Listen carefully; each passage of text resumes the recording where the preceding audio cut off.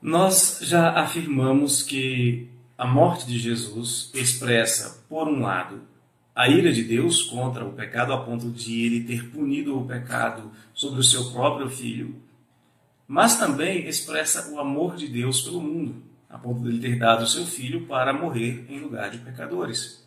Mas isso não significa que o Senhor Deus aceite que o mundo continue como estava. Na verdade, a morte de Jesus transforma o mundo de dentro para fora, isto é, parte do homem para, enfim, alcançar o ambiente. Escrevendo aos Romanos, antes mesmo desses movimentos ecológicos tão comuns hoje, Paulo já afirmava que a criação aguarda em ardente expectativa a revelação dos filhos de Deus. A criação foi sujeita à vaidade ou à destruição por causa de Adão, e agora ela tem a esperança de ser redimida do cativeiro da corrupção. Sabemos que existem problemas governamentais, problemas educacionais, sabemos que existem problemas com a ecologia e sabemos que existem programas governamentais, programas educacionais e programas ecológicos para resolver esse problema. Mas todos eles pretendem mudar primeiro o ambiente, exatamente porque eles não podem mudar a natureza humana. O Senhor Deus pode. Por isso, ele faz uma transformação. Por exemplo, a primeira transformação efetuada por Deus tem como passo inicial a criação de um novo homem. O apóstolo Paulo, escrevendo aos Coríntios, na sua segunda carta, capítulo 5, diz que se alguém está em Cristo, é nova criatura. As coisas antigas já passaram, eis que se fizeram novas. Esta nova criatura tem agora um novo princípio de vida, porque aquele que é nascido da carne é carne, mas esse novo princípio de vida é o nascimento do Espírito, portanto o homem é espiritual agora, e ele vem a se tornar um verdadeiro estranho no mundo dos homens. Em 1 de João capítulo 3, o apóstolo diz: vede que grande amor nos tem concedido o Pai, a ponto de sermos chamados filhos de Deus, e de fato somos filhos de Deus. Por essa razão, o mundo não nos conhece, porquanto não o conheceu a ele mesmo. A palavra conhece, aqui o verbo conhecer, tem o sentido de relacionar-se com prazer, é um hebraísmo. O que fazer? Como viver, então, neste mundo em que nós estamos, sendo que agora nós não somos mais os mesmos homens? A resposta de Deus é: ele cria um novo povo. Sabendo que seríamos como estranhos neste mundo, porque pertencemos a outro mundo. O Senhor Jesus disse em João 15, se vós fosseis do mundo, o mundo amaria o que era seu, como todavia não sois do mundo, pelo contrário, dele vos escolhi, por isso o mundo vos odeia. E embora a gente tenha que continuar nele, em João 17, Jesus diz, orando ao Pai, não peço que os tires do mundo, e sim que os guardes do mal. Eles não são do mundo, como também eu não sou. Temos que continuar neste mundo com uma missão de ser a luz do mundo, e ir por todo o mundo pregando o Evangelho a toda a criatura. Então, neste contexto, nós temos que continuar no mundo. Mas a percepção de Deus a respeito do ser humano não muda. Lá em Gênesis 2,18, o Senhor Deus olhou para o homem e viu que ele estava só e disse, não é bom que o homem esteja só. E então fez uma auxiliadora para ele. Como a percepção de Deus a nosso respeito é a mesma, não é bom que nós estejamos só, ele então criou um novo povo. Escrevendo a Tito no capítulo 2, Paulo afirma que o Senhor se deu a si mesmo por nós, a fim de remir-nos de toda iniquidade e purificar para si mesmo um povo exclusivamente seu, zeloso de boas obras. Que povo é esse? É o povo de Cristo. É uma nação santa, como diz Pedro, chamando-nos de raça eleita, sacerdócio real, nação santa, povo de propriedade exclusiva de Deus, a fim de proclamares as virtudes daquele que vos chamou das trevas para a sua maravilhosa luz. Então veja só, Deus cria um novo homem, para que ele não fique sozinho, ele então cria um novo povo e junta este povo em uma nova sociedade. Não um mundo de pecado, mas uma nova sociedade chamada justamente de eclesia, a comunidade daqueles que foram chamados para fora. Este novo povo estará espalhado entre as nações.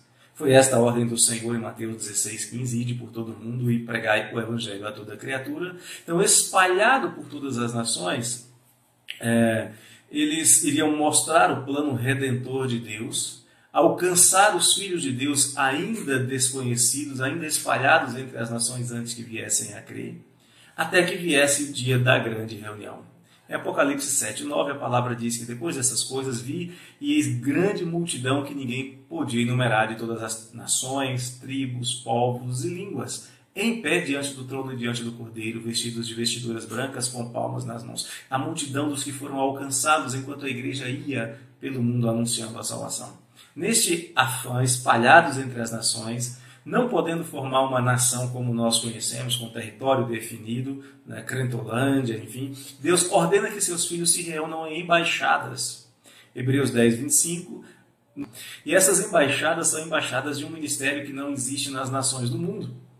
Em 2 Coríntios 5:18-20, o Senhor diz que Deus nos confiou o ministério da reconciliação após nos reconciliar consigo mesmo em Cristo Jesus. E a nossa mensagem é uma só, que Deus estava em Cristo reconciliando consigo o mundo, não imputando aos homens as suas transgressões, e nos confiou esta palavra de anunciar a reconciliação, de sorte que todos os crentes são embaixadores em nome de Cristo, como se Deus exortasse por meio deles. Em nome de Cristo, pois a nossa mensagem é: rogamos que vos reconcilieis com Deus. A estas embaixadas, a Escritura chama de igreja, onde as leis do Senhor podem ser lidas e devem ser obedecidas.